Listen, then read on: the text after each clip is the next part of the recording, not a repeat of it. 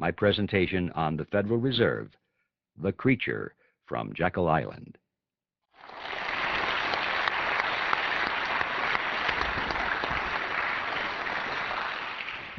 Thank you, Ernie, and thank you, ladies and gentlemen. Although, Ernie, I have to tell you, I think I like the short introduction better. I guess there was a lot of traffic out there tonight, so we're getting started quite late. So I think I'll dispense with the usual jokes and all the preliminary remarks and jump right into the topic. And to try and give it some kind of historical perspective, I'd like to go back to the 1st century BC, to a tiny kingdom called Phrygia. It was in Phrygia that there was a philosopher by the name of Epictetus. And it was Epictetus who said, "Appearances are of 4 kinds. Things either are as they appear to be, or they neither are nor appear to be, or they are but do not appear to be, or they are not and yet appear to be." There'll be a quiz on this. When I read that statement, I was sure that if Epictetus were alive today, he probably would be a Harvard professor of banking and economics. Because doesn't that sound like the kind of explanations that we get when you read through the Federal Reserve bulletins trying to tell you what the money aggregates are and that kind of thing? See, what Epictetus did was he took a relatively simple concept, but by the time he was through explaining it, we didn't have any idea what he was talking about. And this is so commonly done today by experts. Nevertheless, I thought that his statement was pretty good because it provided us with a track to run on, kind of a theme for this presentation. Because you know, if there's anything in the world that is an appearance which is deceiving, it is the Federal Reserve System. In fact, it is one of those appearances of the 4th kind, which I'm sure you all remember, were those appearances which are not and yet appear to be. So I'd like to use that as my theme for this topic and come back to it now and then during the progress of this presentation, if I remember to do that, and use it as a punctuation point here and there, and as a reminder of one of the most important aspects about the Federal Reserve System that there is to comprehend, and that is that there are a lot of deceptive appearances going on here. I think the best place to begin our story is with the creation of the Federal Reserve System itself. In fact, that takes us right to the reason for the title of the book, The Creature from Jekyll Island. For those of you who are not yet familiar with the background of this story, you should know that Jekyll Island is a real island. It's off the coast of Georgia, and it was on that island in 1910 that the Federal Reserve System was conceived at a highly secret meeting that took place there. When things are done in secret, there's usually something to hide. And so I'd like to tell you that story and document it so that we can find out, first of all, that there was a meeting, that the Federal Reserve was indeed created there, that indeed there was a great deal of secrecy, and then we'll ask the question, why the secrecy? In 1910, Jekyll Island was completely owned by a small group of millionaires from New York. People such as J.P. Morgan, William Rockefeller, and their associates. This is where their families came to spend the winter months. It was a resort island. It was called the Jekyll Island Club. And on the island there was a magnificent clubhouse, which was the center of their social activities. You can visit that clubhouse today, as a matter of fact. The island has since been purchased by the state of Georgia, and the clubhouse has been fully restored. It's a beautiful thing. And if you take the tour, you can walk down the corridor there, and there will be a room, and on the door to that room is a brass plaque, and it says, "The Federal Reserve System was created in this room." So there's no secret about this part of it. It's a matter of public record. So this is how that story came to pass. It was November of that year, 1910, when Senator Nelson Aldrich sent his private railroad car to the New Jersey Railroad Station late in the evening. And there it was in readiness for the arrival of himself and 6 other men who were told to come under conditions of extreme secrecy. For example, they were told to come one at a time, not to dine with each other on the night of their departure. They were told to avoid arriving at the same time if they could. If they should happen to show up at the same time, they were instructed to pretend not to even know each other. They had to avoid newspaper reporters because they were well-known people, and newspaper reporters often frequented the railroad station. Had they been seen, questions would have been asked, especially if several of them had been seen together. One of the men carried a shotgun in a big black case, so that if he had been asked where he was going, he was prepared to say that he was going on a duck hunting trip. The interesting thing about that is that we find out from his biography that this man never fired a gun in his life. He didn't even own one. He borrowed that shotgun just for the purpose of deception and camouflage. Even after they got on board this private railroad car, this pattern continued. They were instructed to use their first names only, to avoid last names. And a couple of them even abandoned their first names and chose code names. The reason for that was so that the servants on board the train would not know who these men were, because they were afraid if the servants had talked about it, word had leaked out in that fashion, then the purpose of the meeting could have been defeated. So absolute secrecy was essential all the way up and down the line. The private railroad car traveled for 2 nights and a day on a 1,000-mile journey to the south. And when they awoke the second morning, the car was on the siding at Brunswick, Georgia. There they took a ferry boat across the inland strait to Jekyll Island, then to the clubhouse. And for the next 9 days, they sat around a table and they hammered out all of the important details of what eventually became the Federal Reserve System. When they were done, they went back to New York. And for quite a few years after that, they denied that such a meeting ever took place. It wasn't until after the Federal Reserve System was firmly established that only then did they begin to talk openly about their meeting and what they accomplished there. Several of them wrote books on it. One of them wrote a magazine article, and they gave interviews to newspaper reporters. And so now, many years later, it's possible for us to go back to the public record and discover in minute detail exactly what happened on Jekyll Island in 1910. Now, who were these 7 men? The first one I've already mentioned, Senator Nelson Aldrich. He was the fellow that owned the private railroad car. He was the Republican whip in the Senate. He was chairman of the National Monetary Commission, which was that special committee of Congress created to make a recommendation for legislative reform. Banking reform, they called it. They wanted to reform banking in America because the American people were very concerned over the concentration of financial power into the hands of a small group of banks and investment firms in New York on Wall Street. That is what they called the money trust. That was a popular phrase. In fact, quite a few politicians had been successfully elected to office on their campaign promise to break the grip of the money trust. And that was one of the primary purposes of the National Monetary Commission, of which Senator Aldrich was chairman. He was also a business associate of J.P. Morgan. He was the father-in-law of John D. Rockefeller, Jr., which means, of course, that eventually he became the grandfather of Nelson Rockefeller, our former vice president. Remember, his full name was Nelson Aldrich Rockefeller, so he derived his middle name from his famous grandfather. The second man at the meeting was Abraham Piatt Andrew, Assistant Secretary of the Treasury. Later, he became a congressman, and throughout his career, he was very important in banking circles.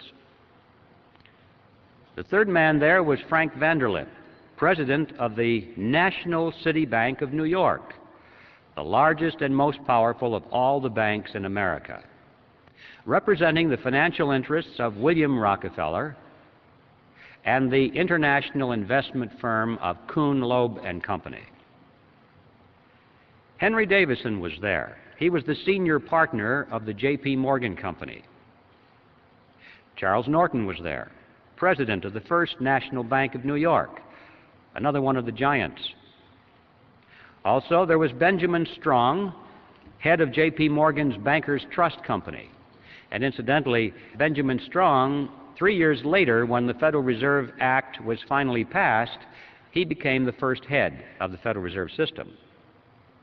And finally, last but certainly not least, Paul Warburg was there, probably the most important man because of his knowledge of banking in Europe.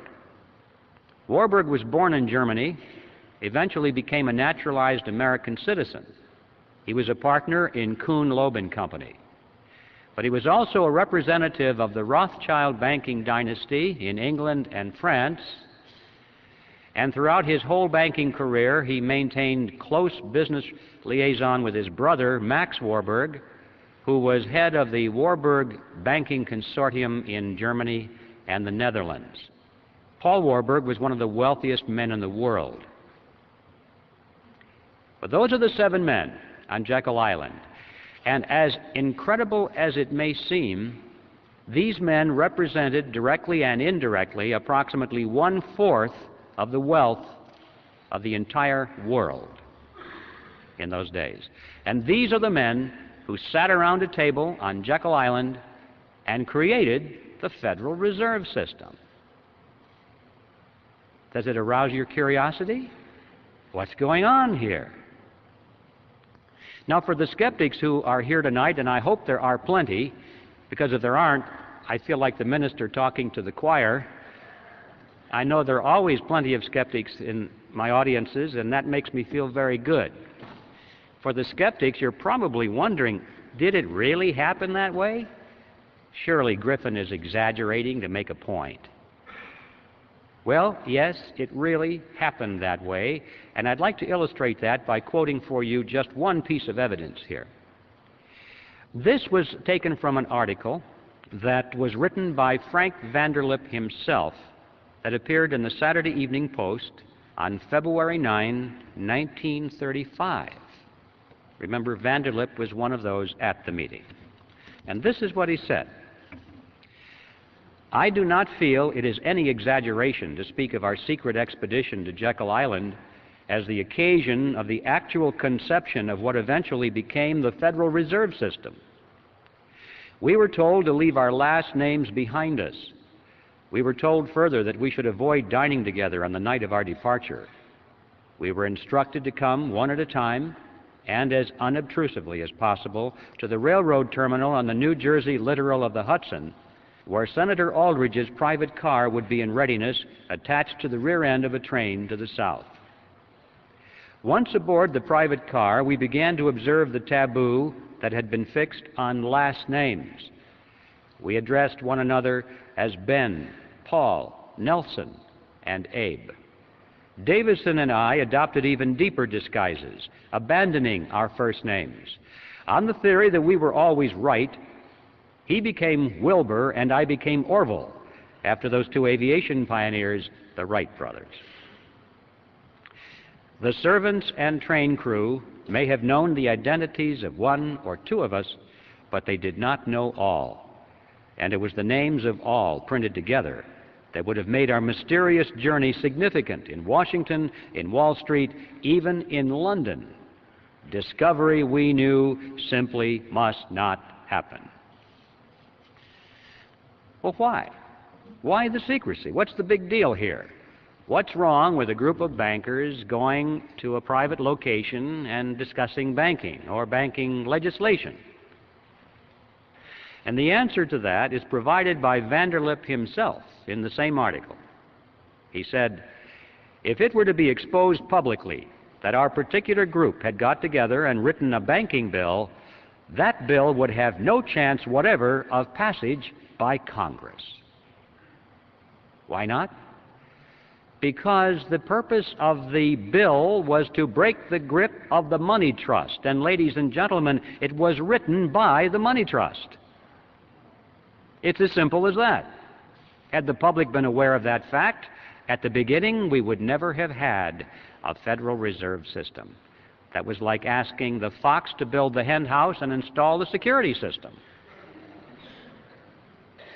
Absolute secrecy was essential for that reason. Congress would never have gone for it. The public would never have gone for it. So there we're face to face with a very important fact about the Federal Reserve System that is not generally known today. It certainly wasn't known then. And that it was formed in secrecy because there was deception at work here. But there's more to it than that, much, much more. Analyze for a moment the composition of that group. Doesn't it seem strange to you that these men were all together? Here we had the Morgans, the Rockefellers, Kuhn, Loeb and Company, the Rothschilds, the Warburgs, all sitting around a table here, coming to an agreement. Anything strange about that mixture? Well, ladies and gentlemen, these were competitors. What's going on here? Competitors sitting around, coming to an agreement. These were the giants in the investment field, which prior to this period were beating their heads against each other, blood all over the battlefields, fighting for dominance in the financial markets of the world, not only in New York, but Paris and London, everywhere. And they're coming to an agreement of some kind. This is an extremely important fact that is generally overlooked, because it happened precisely at that point in American history, which is sometimes described in our history books as the period of the dawning of the cartel. This was that point in American history when a major ideological transition was taking place in business. Big businesses which had grown to great power and size and prosperity through the process of free enterprise competition, which is what made this nation great and allowed us to surpass the old world, now were in the throes of converting their ideology to that of monopoly, the avoidance of competition. It was John D. Rockefeller I who said it. He said, "Competition is a sin." And it became the destiny of these people to avoid competition now at all costs. Their life effort was to eliminate their competition if they could. If that was impossible, then to buy them out. If that was impossible, then to join with them in a shared monopoly, which is called a cartel. And this was the period of history when that transition was taking place very rapidly in all industries. For the 15-year period prior to the meeting on Jekyll Island, these financial groups of which we are speaking had increasingly come together in joint ventures rather than compete with each other. They found that it worked. They liked it. And the meeting on Jekyll Island was the culmination of that process. And now we come to the second astounding realization about the Federal Reserve System, is that it is not a government operation at all. It is, in fact, a cartel. They created a banking cartel and legalized it by law, passed a law to make it legal and to enforce it. That is an amazing understanding of the Federal Reserve that you're not going to find taught in your textbooks. It is a cartel. But there is a third element that is even more important than those two for an understanding of what it's doing to us. And the third element that we must understand is that this cartel went into partnership with the government. Cartels often do that to enforce their cartel agreements, but in this case they did it in spades. Now, when a partnership is formed, there has to be a reason, there has to be a benefit for the partners, or they're not going to do it. So it's a legitimate area of inquiry for us to know and to ask, what's the payoff to these partners? Why did they do that? Why is the government in it? What does it get out of it? And then we'll ask and find out why the cartel is in it and what it gets out of it. In order to see how that functions, we must examine now the mechanism by which the Federal Reserve System creates money. How does money come into being in our country? I call it the Mandrake mechanism, named after that comic book character of the 40s, Mandrake the magician. Before I go into this, I need to warn you folks about one thing. Don't try and make sense out of this, because it doesn't make sense. It's not supposed to make sense. Just remember that this is your good old-fashioned scam, and you'll be able to understand it pretty well. Furthermore, I want to tell you that I'm going to make this sound very simple because I'm stripping out of it all of the banker language and all of the accounting terminology, and I'll speak it as best I can in plain old English. But I can assure you, even though it may sound like it's ridiculously simple, I can assure you that every part of this is 100% accurate from a technical point of view. So this is how it works. It starts with the government side of the partnership. It starts, in fact, in Congress. Congress needs money, a lot of money, far more than its income. Taxes only make up a small percentage of what Congress spends. Well, how can they spend more than they take in revenue? Here's how it works. Congress, let's say, needs $1 billion for today's expenditures. So they go down to the Treasury and they ask for the money. And the Treasury official says, you guys have got to be kidding. We don't have any money here. You spent it all back in February or March. Everything we took in taxes is gone. Not to worry, they say. Together they walk further down the street to the Federal Reserve building. Now the Fed has been waiting for them, because that's one of the reasons it was created. They walk in, and the officer at the Federal Reserve opens up his desk drawer, pulls out a big checkbook, and he writes a check to the United States Treasury for $1 billion and signs it and gives it to the Treasury official. Now we need to ask a question at this juncture. Who put that $1 billion into the checking account at the Federal Reserve so that they could lend it or give it to the government? Where did that money come from? And the amazing answer is, there is no money. In fact, technically, there isn't even a checking account. There's just a checkbook.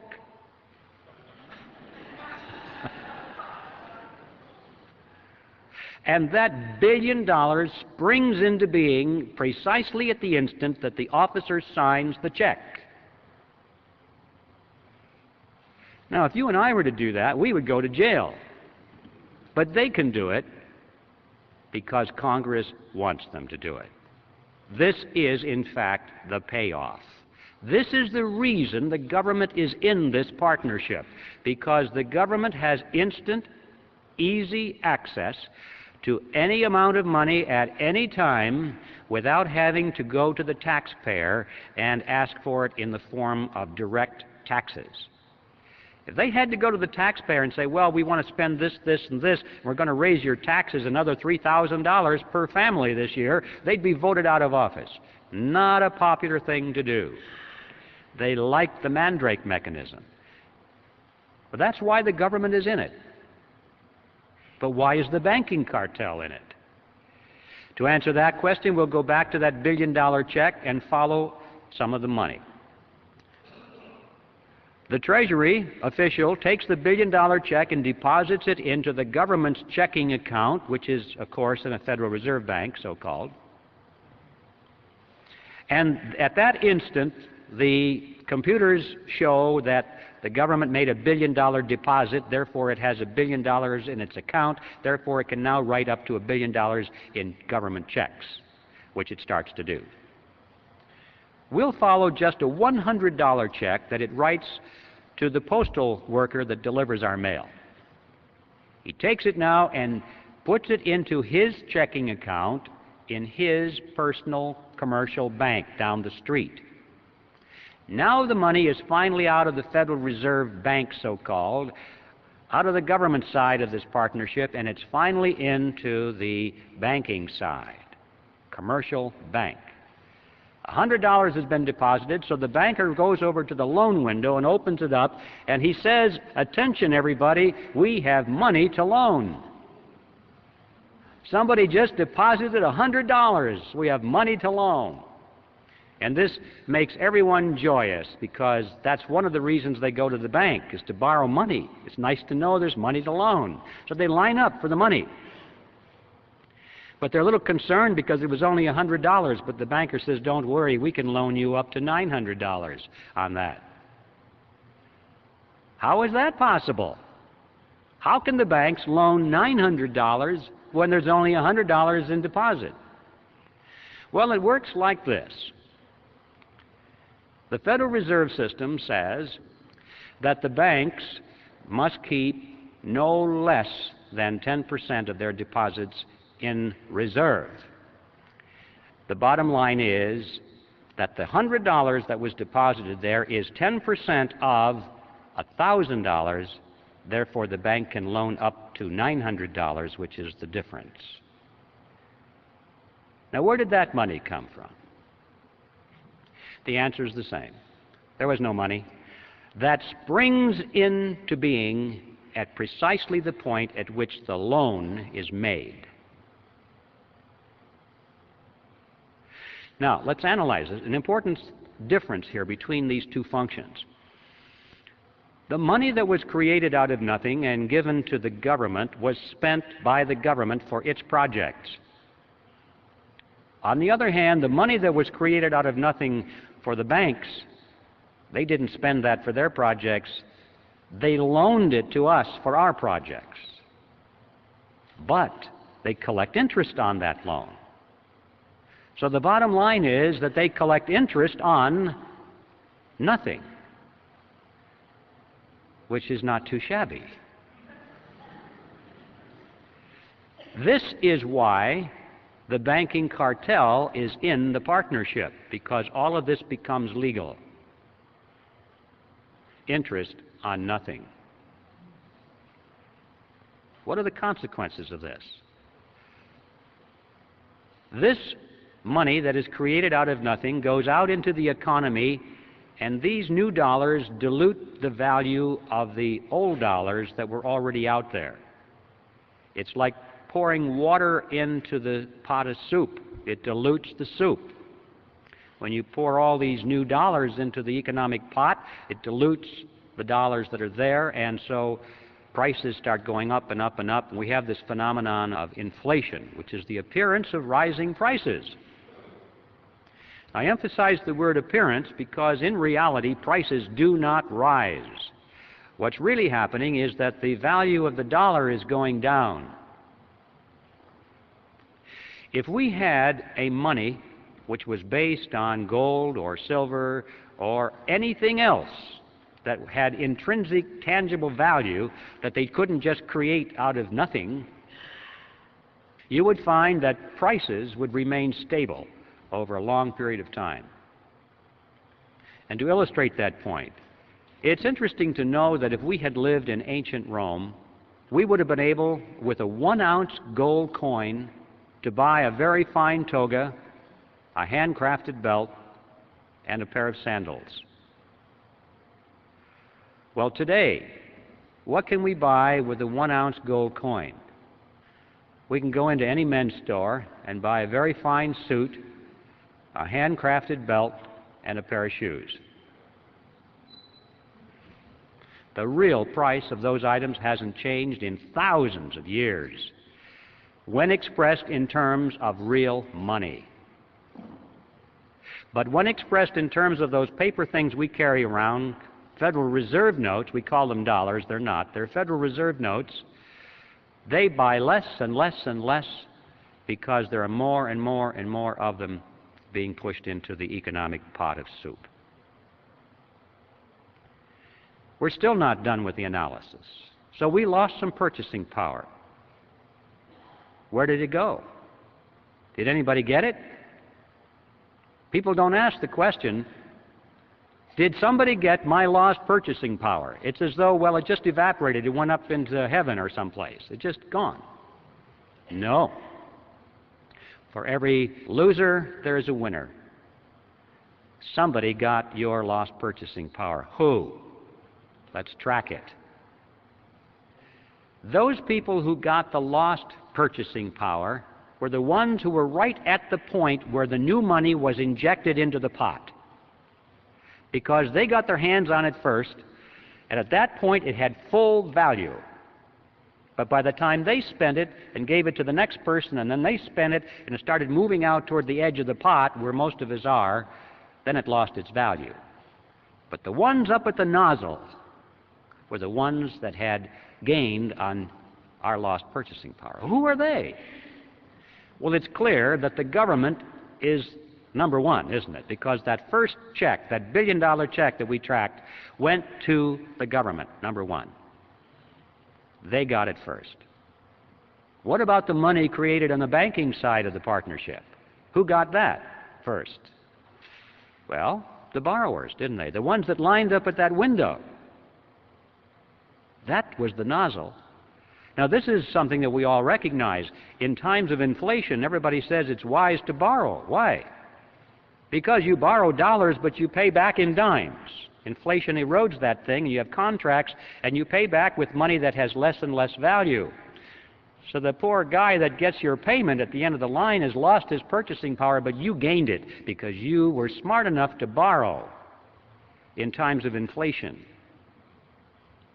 That's the way it works. That's one of the reasons they entice people into debt, because it's the smart thing to do.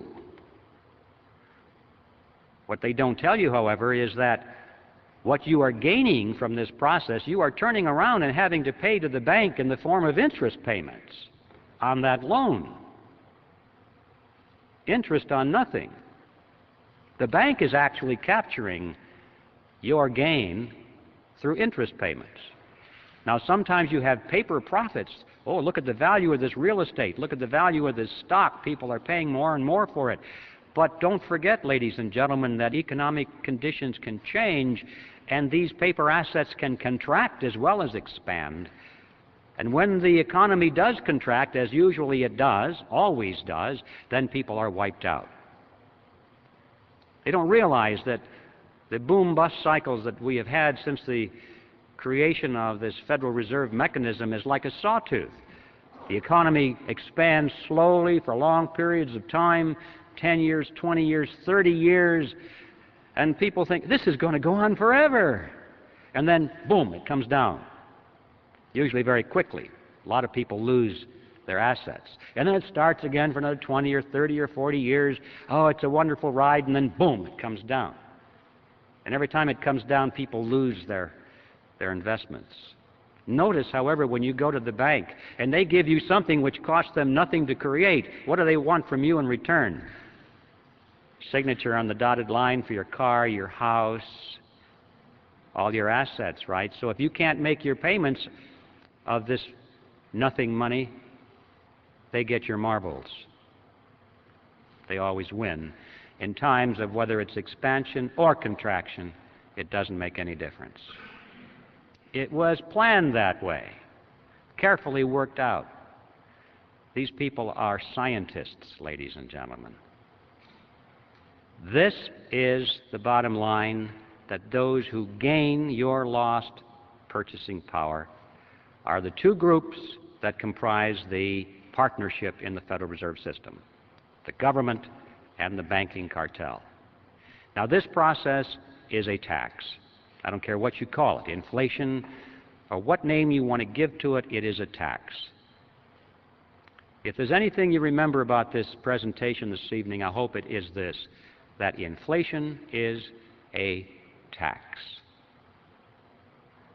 This is why these two groups are in the partnership. On the government side, they are able to tax their citizens in any amount, unlimited amounts of money, without the people even knowing that they are in fact paying a tax. And on the banking side, they're able to collect perpetual interest on nothing. Well, let's go back to Jekyll Island. We have a lot to learn on that island back in those days, because all of what's happening today was germinated right there around that table for 9 days. They had a particular problem, which was what to call this creature. You see, this partnership between government and banks was not new with the Federal Reserve System. It actually was conceived in Europe in the 16th century. And it was experimented and then finally perfected with the formation of the Bank of England in 1694. From that date forward, all of the governments of Europe had used this kind of a mechanism. Of course, they didn't call it the Mandrake mechanism like I do. They have another name for it, and that is a central bank. So, when it came time to bring the central bank mechanism to America, these fellows on Jekyll Island knew that's what they were doing, but they couldn't call it a central bank because Congress was already on record as saying they didn't want that, because they thought that what we needed in this country was something that was unique for the American economy. And these men debated what to call it, and this was their strategy. They said, first, let's call it federal, to make it sound like it's a government operation. Next, let's add the word reserve, to make it seem like there are reserves somewhere. Next, let's add the word system. This was far more important than it seems today, because remember, the primary concern was this concentration of power in New York. So they had to convince the American people that they were creating a system of banks spread over the geography of the whole country. First they were going to have 10, then they said, no, that's not enough. We need 12 regional banks to diffuse this power, or the appearance of diffusing it. Well, we realize today that what we got was not federal at all. There are no reserves anywhere. There's not a system in the sense of diffusion of power, and the Federal Reserve banks aren't even banks. So in all four words, we have appearances of the fourth kind. It was brilliant deception, and now the next step was to sell it to the public. The first draft of the Federal Reserve Act was called the Aldrich Bill because it was sponsored by Senator Aldrich, and Paul Warburg warned him against that.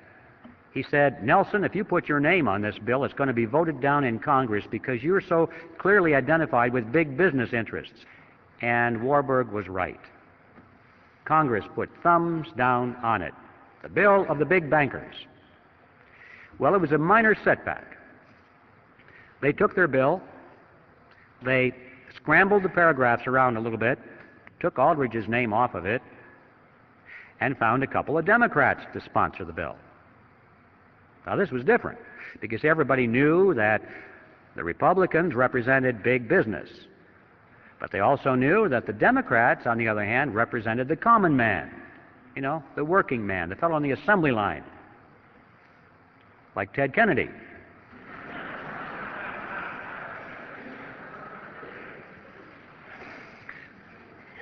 So they found a couple of millionaire Democrats to sponsor the bill.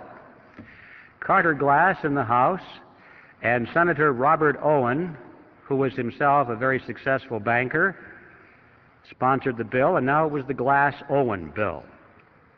Next, Aldrich and Vanderlip began to give speeches and interviews to newspaper reporters condemning the bill that they had written. They said, this bill will ruin the banks. It'll be terrible for the nation. And of course, by the time that got into the newspapers and the average person read that, they were saying, golly, the big bankers don't like this bill very much. It must be pretty good. You know, you have to give these fellows credit. They weren't stupid. They didn't get to be where they were by being country bumpkins. They understood mass psychology, they understood politics, and they played their cards exceedingly well.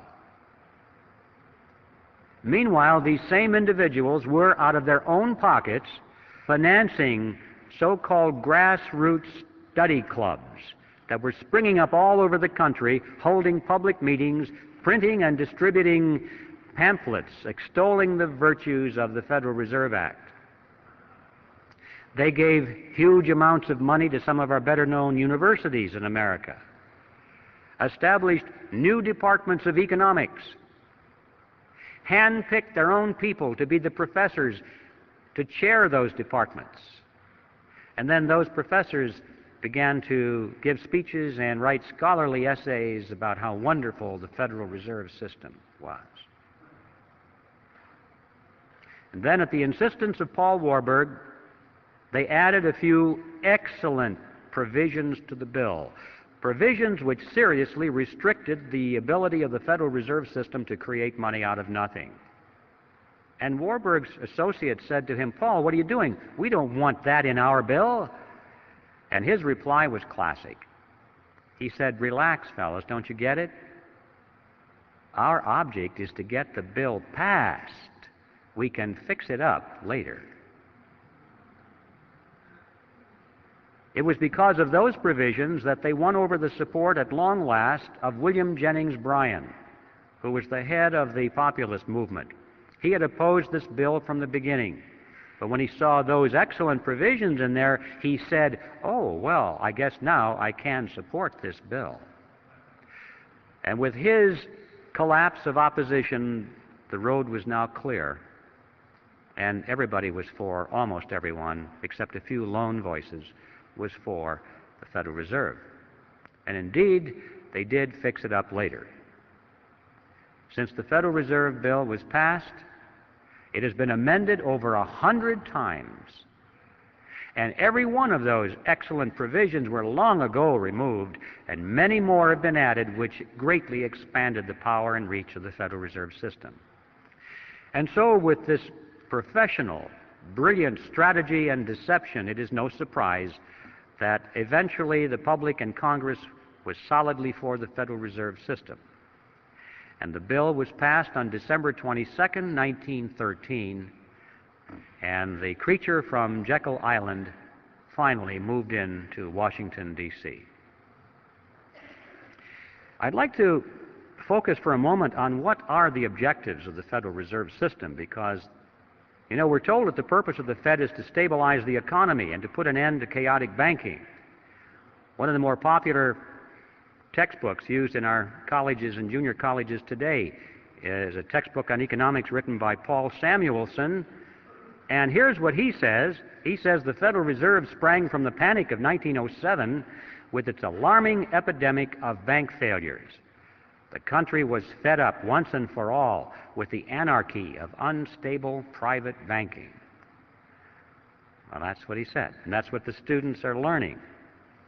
Let's not challenge that for the moment. Let's just take it at face value, because this is the official doctrine, isn't it? The purpose of the Fed is to stabilize the economy and to protect the people. That's why they're raising our interest rates right now.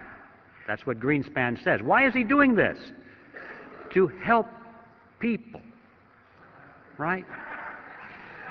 To stabilize the economy so we won't have massive inflation.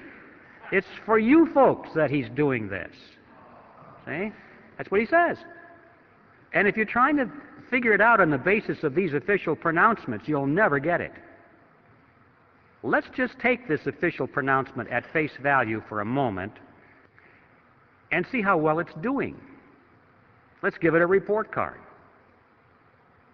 Since the Federal Reserve was created, it has presided over the crashes of 1921 and 1929, the Great Depression of 29 through 39, recessions in the years 53, 57, 69, 75, and 81, a stock market Black Monday in 87. We all know that corporate debt is soaring, personal debt is greater than ever, both business and personal bankruptcies are at an all-time high. Banks and savings and loan associations have failed in larger numbers than ever before. Interest on the national debt is consuming half of our tax dollars. Heavy industry has all been but replaced by overseas competitors. We're facing an international trade deficit for the first time in our history. 75% of downtown Los Angeles and other metropolitan areas is now owned by foreigners, and over half of the nation now officially is in a state of recession. Now, that's the report card of the Federal Reserve System after 80 years of stabilizing our economy. I don't think it's even controversial to say that it has failed to meet its stated objectives. The only controversial issue is, why has it failed? And my answer is, because those have never been its true objectives. What are its true objectives? Well, what are the objectives of any cartel? To enhance the profit margins of the members of the cartel and to stabilize their position in the market. If we hold that in mind, now we get a different picture folding before us. Now they're not failing at all, they're succeeding. There were three objectives that the bankers had, the ones on Jekyll Island. They had three objectives in 1910 through 1913 that they wanted the Federal Reserve System to accomplish for them, and they were very verbose on the topic. And here they are. They said first they wanted to stop the erosion of their power away from New York. That's right. Exactly the opposite of what the Federal Reserve System was supposed to accomplish. That's what they wanted. This is a good point to mention that when we talk about the cartel, I'm not talking about the small banks that are struggling for survival under the Federal Reserve System.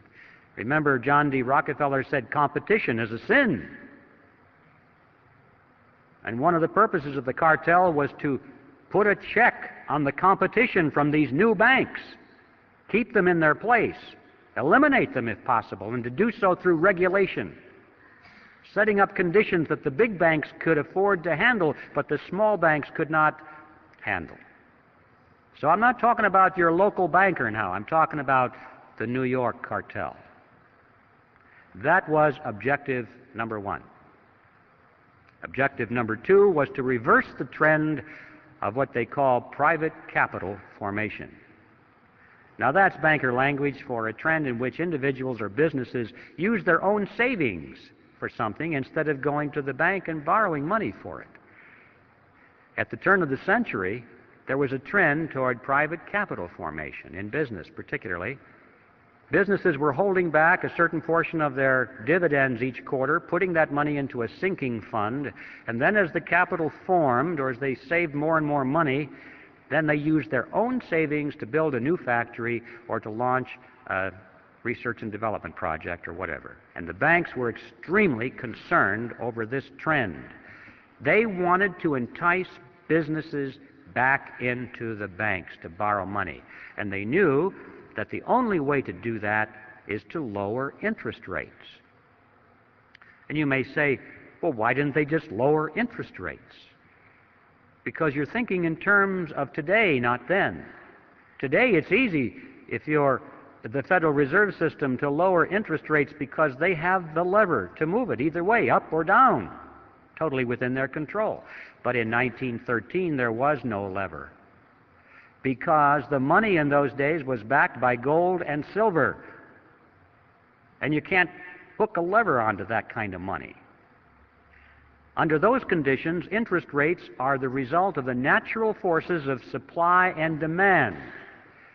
People cannot control it. I mean, individuals or committees cannot control it. Millions of people interacting in freedom control it, supply and demand. But it's not subject to political control.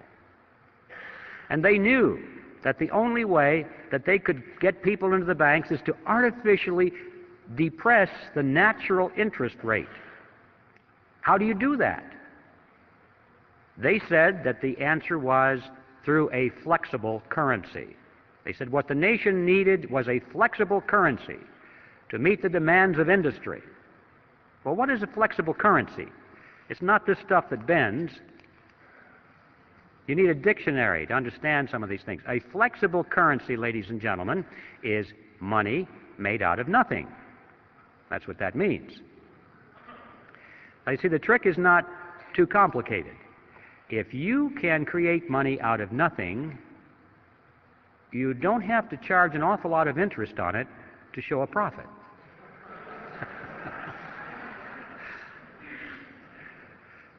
So, with a flexible currency, they could lower the interest rates below the natural level, still make plenty of profit on it, and entice the businessmen back into the banks. So the goal was a flexible currency. That was objective number 2, and objective number 3 was to pass on the inevitable losses of the banks, pass them on to the taxpayers in the name of protecting the people. Now, those are the true objectives of the Federal Reserve. Let's now issue another report card and see how well it did. Did it keep control with the larger banks in New York? And the answer is yes. We have big banks in the West and in the South, but they are nothing compared to these mega banks in New York, which stride the world with offices in Peking and Moscow and Africa, everywhere. The big banks continue to dominate. It gets an A on its report card for retaining control in New York. What about reversing the trend toward private capital formation? Boy, did it ever. Interest rates have been pushed down over periods of time. They're so attractive that individuals and corporations thought they were crazy not to take advantage of those low interest rates. Why save your money? That's stupid. So they were all enticed into the banks because of a flexible currency. And then, of course, they get loaned up to the eyebrows and something happens in the economy and you can't service your debt anymore, you go bankrupt. Right now, there are many corporations and individuals just hanging in there by the skin of their teeth because they're trying to service their debt. And it's an amazing fact that many of these large corporations are now sending more money every quarter to the banks as interest payments than they send to the stockholders as dividends. Just think about that. The banks, who made the money out of nothing, are making more money out of large segments of our industry than the people who worked for their money, saved their money, invested their money, risked their money to purchase ownership shares in those corporations.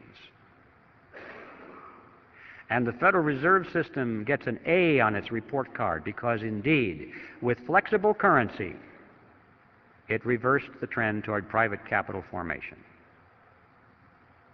Were they able to pass along their losses to the taxpayer in the name of protecting the people? Maybe you missed that part of it, but it's called bailout. The game called bailout. It is played something like this. Whenever one of the large banks gets into trouble because someone it has loaned money to, either a big corporation or a third world country, can no longer pay its debt, so the bank is in trouble. It goes to Congress, and it carefully explains to Congress that it must bail out that corporation or that third world country, because otherwise it's going to hurt the people of America.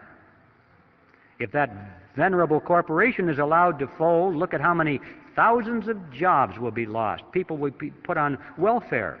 They'll be out of work, and that'll hurt the people. If that country down in South America cannot pay its loan, Uncle Sam better pay it for him, because otherwise the venerable bank in New York will have to write the loan off of its books, and then technically it'll be bankrupt. It may have to close its doors. It would collapse. And look at the thousands of people who have money in that bank who would be hurt by that. And who knows, that bank is such a big bank, if it fell, it might be the first domino, causing all the other banks to fall. And we could have a major recession or depression on our hands, and look how the people of America would suffer. And so Congress dutifully runs to the front and says, yes, yes, we don't want any of that to happen. And they vote the funds to guarantee the loans, or in some cases to make outright payments to keep that river of interest payments going to the banks. Not the small banks, the big banks. Here are some of the games you may have missed. Penn Central Railroad was bailed out in 1970. Lockheed Corporation also in 1970, Commonwealth Bank of Detroit in 1972, New York City in 1975, Chrysler Corporation in 1978, First Pennsylvania Bank in 1980, Continental Illinois, the largest of the banks so far, in 1982, and all of those countries in the third world who can no longer make their interest payments are now making their payments because they got the money from the International Monetary Fund and the World Bank, which got it from the Federal Reserve System, which got it from you and me through the Mandrake mechanism. And my final topic before I reach the conclusion is one that I think you'll find interesting, and that is usury. In the old days, the biblical times, usury was defined as interest on a loan. Any interest on any loan was usury. Well, in modern times, that's been redefined to mean excessive interest on a loan, not moderate interest, because, this is in keeping with the concept that if we work hard for our money, we save our money, we don't spend it, we sacrifice its pleasure, we loan it to somebody for their venture, we're entitled to a reasonable return for that sacrifice. A reasonable interest seems fair and logical to most people. But what is this thing, excessive interest?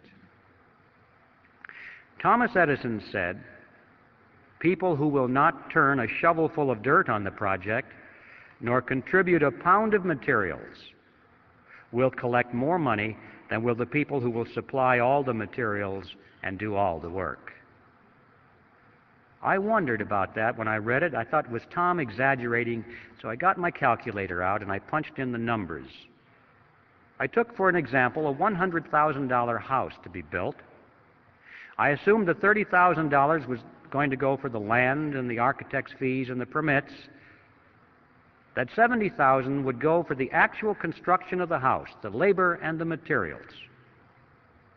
I assumed that the buyer would go to the bank, put 20% down, take out a 30-year loan at 10% interest.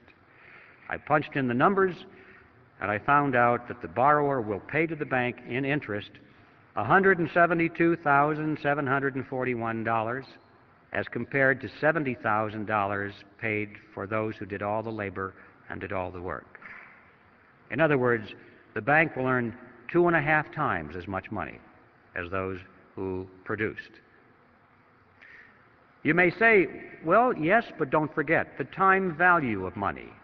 When you save money and you sacrifice its use, and 30 years is a long period of time and all this. No, not this money, ladies and gentlemen. Nobody worked for this money. Nobody sacrificed. Nobody saved it. This money was created out of nothing. And I suggest that $172,741 interest on nothing is excessive. I think it's time for a new definition of the word usury. Any interest on any loan of fiat money, meaning money made out of nothing.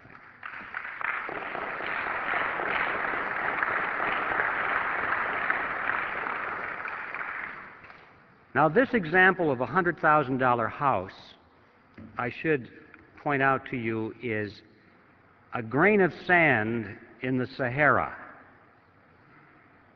This is nothing. You have to multiply this process by every house in America, by every hotel in America, every high-rise office building in America, every jet airplane, every automobile, every factory, every warehouse full of materials, every farm building, all the farm equipment. And you are talking about a river of unearned wealth perpetually flowing into the banking cartel that is so wide that you can't even think across it in your mind. The numbers are beyond comprehension. Where is this money going? You get the mental picture that maybe it's going into a big lake someplace. There's a big dam and it's building up. All this money is accumulating and these people are getting richer and richer and richer. Wrong. Doesn't work that way. When a person has all the wealth that he can possibly want or use for the pleasures of life, what is left? Power. Yeah. Ladies and gentlemen, they're spending this money, this river of wealth is being used to acquire power over you and me and our children. They are literally buying up the world with it, And I don't mean they're buying up the real estate and the hardware. They're buying up control over the organizations, the institutions through which people live and act and rely on for leadership and opinion. Technically, in sociological terms, this is called a power center. These are the power centers of society, the groups through which people work. And this is where that money has been going, is to acquire control over these groups and institutions by buying up influence and control over the people who run them. And they're spending the money on that. That means that they're buying up politicians, political parties, television networks, cable networks, newspapers, magazines, publishing houses, wire services, motion picture studios, universities, labor unions, church organizations, trade associations, tax-exempt foundations, multinational corporations, Boy Scouts, Girl Scouts, you name it. Any group, any institution which exercises influence has been a target for control, and they have a lot of money to spend to acquire that control, especially those organizations and individuals which supposedly are in opposition to themselves.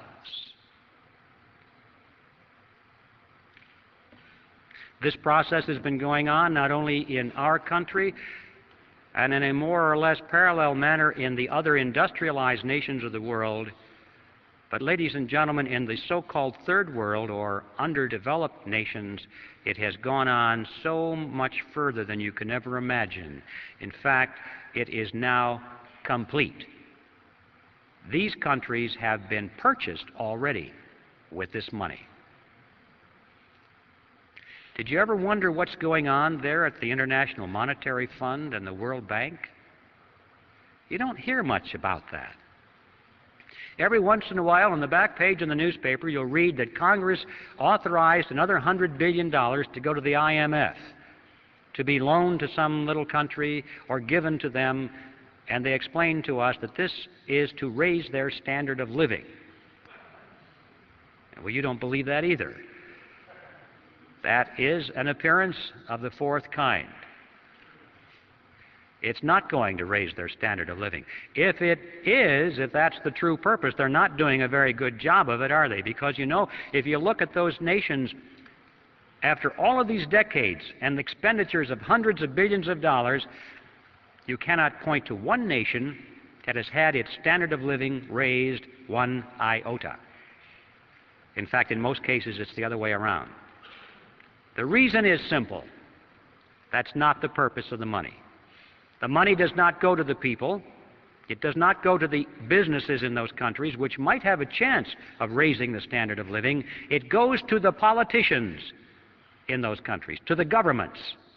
And it is used specifically to strengthen their control mechanisms over the people, to build collectivist totalitarian systems. Countries that start off as inefficient dictatorships get all the money from the United Nations and end up as efficient dictatorships.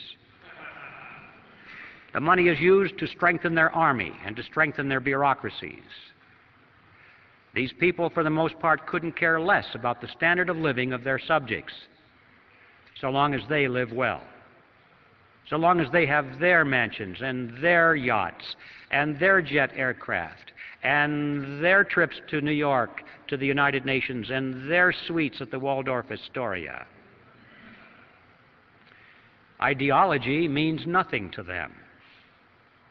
Socialism, communism, capitalism, fascism, what does it matter? Where's the money? This is it. And we're now dealing with second and third generation welfare families here. You know how hard it is to break a welfare family in our own country after the second and third generation. We have governments around the world that are now second and third generation welfare to the UN. There's not a chance in the world they're going to break away from that money. They wouldn't know how to operate any other way. It's a way of life. They're addicted. And they now are in place in the New World Order, where they're just waiting for you and me to show up. In fact, that's the other side of this. Not only has this transfer of wealth from America to the Third World not raised their standard of living, but it has indeed helped to lower ours. And that, too, was part of the plan. In many ways, they're trying just to waste money, to reduce our standard of living. A strong nation is not a candidate to surrender its sovereignty, but a weak nation is. If America can be brought to her knees, if she can be hungry, if she can be filled with despair, if there can be riots in her streets and she doesn't know where to turn, then she perhaps will willingly accept totalitarian measures from a United Nations peacekeeping force. The blue helmets might even be welcomed. Or rescue with an international monetary unit that has purchasing power for a while. This is how it's being played out, ladies and gentlemen.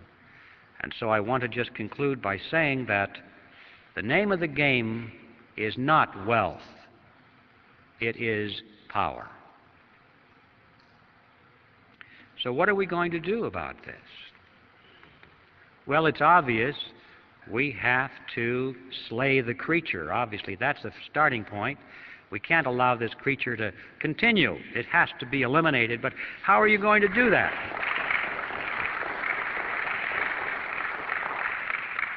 We're going to do it in Congress. Congress created the Federal Reserve System, and Congress can abolish the Fed. But we have to build some fire under the chairs of those congressmen. We have to get some new faces in there. I don't care whether it's Republican or Democrat or Independent or what have you. The titles are not important. It's what they believe in, the principles. Those are the important things. But we do need an informed electorate out there. It's not going to happen unless people know about these issues, and education is our necessity. Sounds kind of boring, doesn't it? Wouldn't it be nice if we could just jump right into politics? But people won't know what we're talking about unless they understand the issues. We need an educational army out there, ladies and gentlemen. It's time to enlist. As Patrick Henry would have said it, in fact, as he did say it, our brethren are already in the field.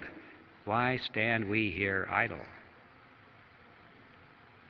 The bad news, the really bad news, is that time is running out. We used to talk about these things. I remember not too long ago, I would talk about some of these issues and people would look at me and say, "You got to be kidding. That could never happen in America." And now, when I talk about these issues, they lean forward and say, "How much time do we have left?" It's visible all around us. The New World Order is descending around us. I mean, they're preparing a world court of justice, a world taxing authority, a world monetary unit, a world army. As we speak, over half of our standing military right now is serving under foreign officers at the UN, and the process is rapidly moving. So, ladies and gentlemen, time is running out. Whatever you plan to do for your country or for your freedom, do it now.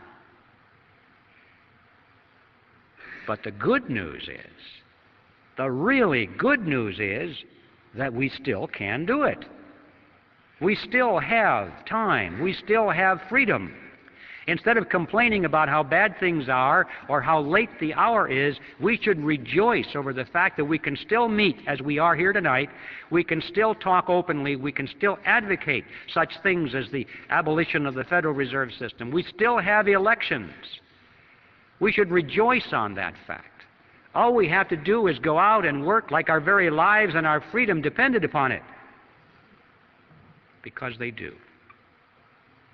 And I think a good place to begin is to send Epictetus back to Phrygia and to convert that grand appearance of the fourth kind into a disappearance of the first kind. Thank you very much.